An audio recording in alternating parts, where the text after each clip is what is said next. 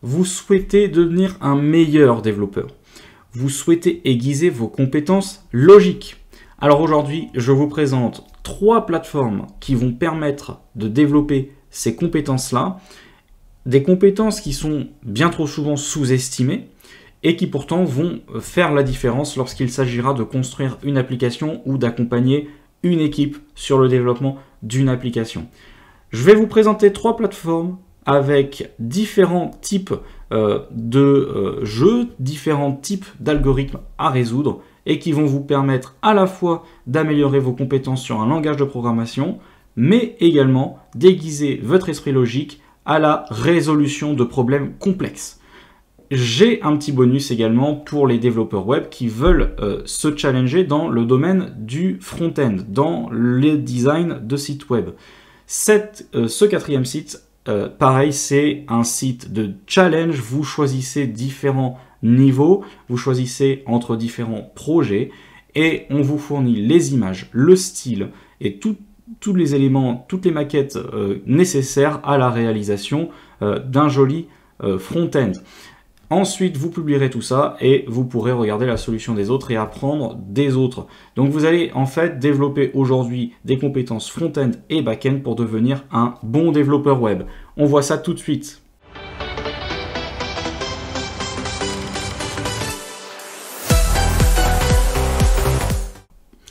Alors je le sais, sur cette chaîne je parle souvent de ce site, mais le premier site évidemment que je vous conseille d'aller visiter, c'est Coding Game. Vous avez peut-être pu voir notamment le démarrage du Spring Challenge, une vidéo que j'ai faite très récemment. À l'heure où je tourne cette vidéo, probablement qu'il est déjà terminé, mais régulièrement Coding Game propose de nouveaux challenges.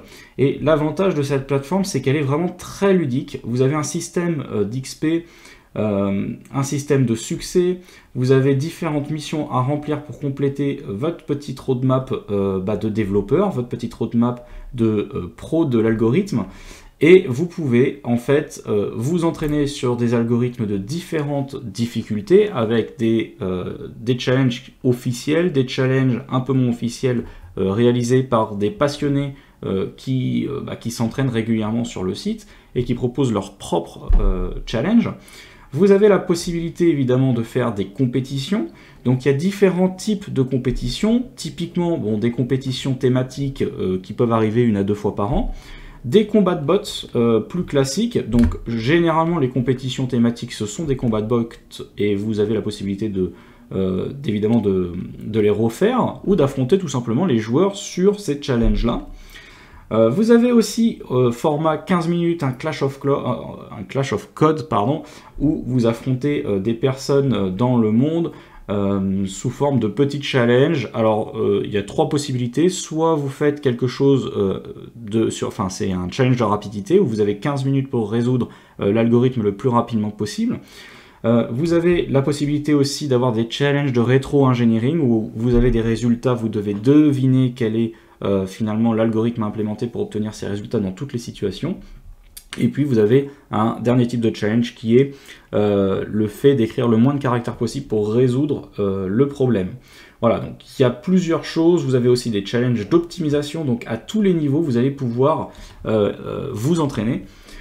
Et vous aurez donc ensuite un classement sur le site qui va vous permettre en fait de vous comparer un petit peu au monde entier. Donc c'est quelque chose d'assez ludique, d'assez challengeant parce qu'en fait en réalité du coup on veut un petit peu toujours être le meilleur. Et cette forme de classement, de level, etc., c'est quelque chose qui vont en fait nous challenger, qui vont nous driver sur la montée en compétences de notre esprit logique et de notre connaissance du langage de programmation sur lequel on bosse. Voilà, donc vous avez toutes ces choses-là, vous avez aussi une catégorie pour apprendre de nouvelles choses, mais voilà. Donc c'est quelque chose de très complet sur lequel vous pouvez aussi retrouver des amis, former des groupes, etc. Donc je ne présente pas plus, j'ai déjà fait pas mal de vidéos sur ce site, sur cette chaîne. Et je passe tout de suite au 2e site. Donc le 2e site, CodeWars, un petit peu moins connu, c'est pas une plateforme française pour le coup, donc vous allez avoir des difficultés si vous ne maîtrisez pas la langue de Shakespeare, mais c'est un site à ne pas négliger parce que pour le coup vous avez des challenges un petit peu plus, on va dire, algorithmique, enfin, ou mathématique, si j'ose dire, où là, vous n'allez pas nécessairement avoir cette idée de gamification dans les challenges. Alors, il y a toujours un système d'XP, qui d'ailleurs tient au sport de combat, hein. Certains connaîtront probablement ce système de Kiyu. Et évidemment, plus vous montez, enfin, plus votre Kiyu est bas, plus vous êtes à l'aise sur la résolution de problèmes de plus en plus complexes, hein. Donc, contrairement à Coding Game, votre niveau, en fait, ne monte pas progressivement, il diminue, parce que c'est justement ce système des sports de combat qui prône. Donc, vous avez plusieurs possibilités. Évidemment, la possibilité de vous entraîner, hein, c'est celle que je vais vous présenter aujourd'hui. Et puis, vous avez la possibilité aussi d'affronter d'autres développeurs. Il y a quelques opportunités de job, alors évidemment à l'échelle mondiale, hein, pas forcément en France. Vous avez aussi de quoi rejoindre les gens qui utilisent ce site-là régulièrement, notamment un chat Discord, tout comme Coding Game a son chat Discord d'ailleurs, hein. Et donc ici, sur la résolution d'algorithmes, vous pouvez vous challenger directement sur différents niveaux de difficulté. Vous pouvez évidemment trier un petit peu comme vous voulez. Et surtout, moi, chose qui est vachement intéressante, c'est les tags. Alors, les tags, ça va justement permettre, contrairement à Coding Game, d'essayer de trouver des challenges sur une chose précise sur votre langage de programmation. Alors, je sais pas, typiquement, si je suis pas très à l'aise avec l'algèbre, je peux choisir la catégorie algèbre. Et dans ces cas-là, j'aurai que des challenges d'algèbre. De même, si je me sens pas très à l'aise sur les tableaux, je peux sélectionner Erase. Et dans ces cas-là, alors là ici, l'algèbre et les tableaux vont venir se cumuler, hein. Je peux décocher algèbre, mais voilà, je peux en fait assez finement trouver des challenges qui me challenge sur des points que je ne maîtrise pas trop ou sur lesquels je me sens un peu moins à l'aise. Et là, ça va permettre de vous renforcer assez spécifiquement sur toutes les compétences que vous trouvez un petit peu fragiles chez vous. Voilà, donc c'est vraiment un petit peu différent comme approche en fait dans l'entraînement de l'algorithmie. Et voilà, c'est un site que vraiment je vous conseille d'aller voir parce qu'il mérite vraiment le coup d'œil. Vous avez des challenges très simples et ça se complexifie vraiment au fur et à mesure. Et donc voilà, vraiment, allez voir un petit peu ce site, fouiller, essayez de faire quelques petits challenges. Vous allez voir vraiment, je pense que vous allez vous prendre au jeu et une fois qu'on commence, en général, on n'en sort plus.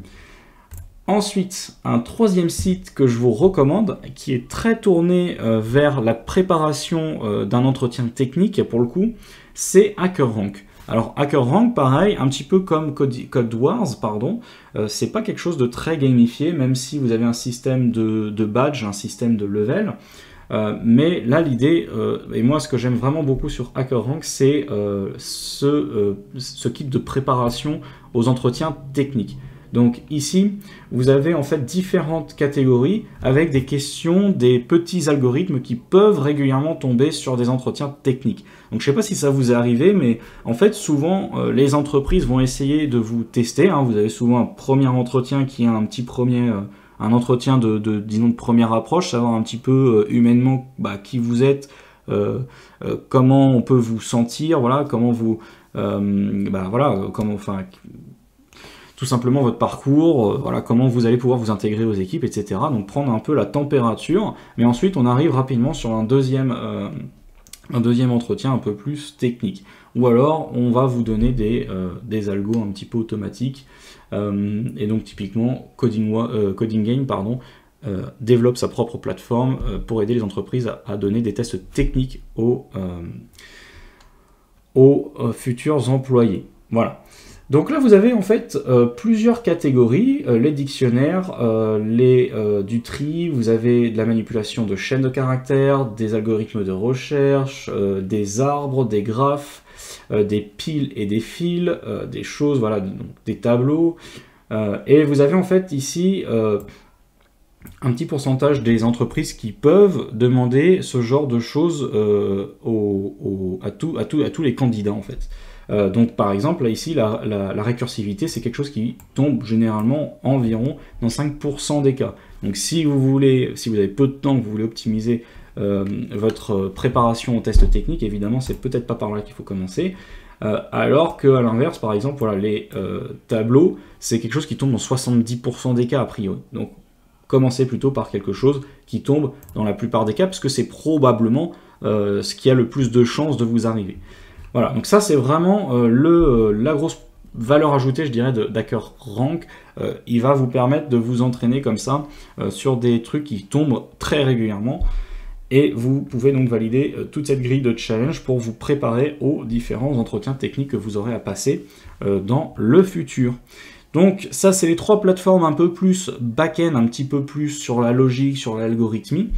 Maintenant, un dernier site un petit peu bonus, c'est Front-End Mentor, un site qui mérite vraiment d'être connu. Ce site-là, en fait, va vous proposer plusieurs challenges. Donc vous voyez, vous avez des designs en fait que vous allez devoir essayer de reproduire. Hein. Et on va vous donner un petit peu tout ce qu'il faut finalement pour que vous puissiez reproduire tout ça. Donc vous pouvez voir ici que les challenges sont rangés par niveau. Donc vous pouvez évidemment filtrer par niveau. Est-ce que je veux du JavaScript? Est-ce que j'en veux pas? Est-ce que je veux une API? Parce que vous pouvez aussi intégrer des API. Enfin vraiment, sur la partie front-end, c'est un site qui va vraiment vous aider à vous améliorer. Moi-même, j'étais pas très fort en CSS, je le suis toujours pas d'ailleurs, mais j'essaie de réaliser de temps en temps quelques petites maquettes et ça me permet tout simplement de m'améliorer en fait sur ces points-là qui sont un petit peu mes points faibles. Donc moi j'ai pas de compte payant, donc en général je coche tout ce qui est gratuit, voilà.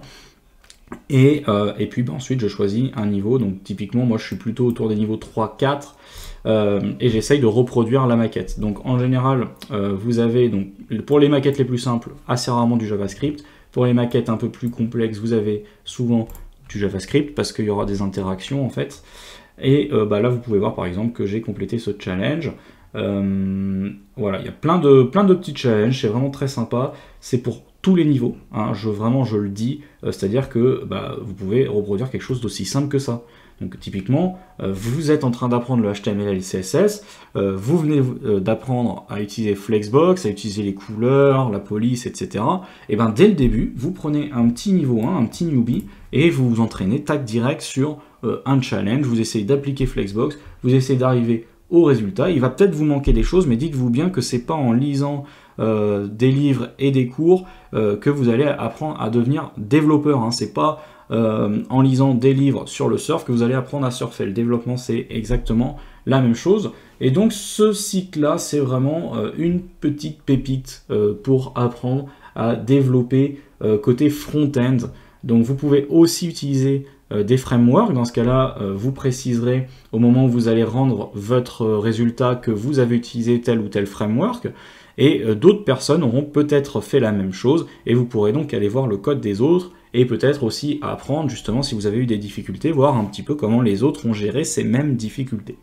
Donc voilà, ça c'est des petites plateformes qui vont vous aider vraiment à devenir un meilleur développeur et notamment voilà du coup au moins pour ce bonus sur le développement web, mais les 3 premiers sur le développement de manière générale, hein, que vous soyez un développeur web ou un développeur logiciel ou n'importe quoi d'autre, hein, d'ailleurs, même si vous faites un petit peu autre chose, aiguiser un peu sa logique, avoir cet esprit de challenge et participer à des petites compétitions de temps en temps, c'est toujours une bonne chose, un truc qui est toujours très sympa à faire et encore plus quand on a des gens avec qui le faire. Voilà, c'est vraiment quelque chose de très sympa. Donc si vous voulez justement avoir des gens avec qui faire tout ça, eh bien, je vous invite à rejoindre le Discord sur lequel plusieurs personnes cherchent à devenir meilleurs sur le développement ou en cybersécurité.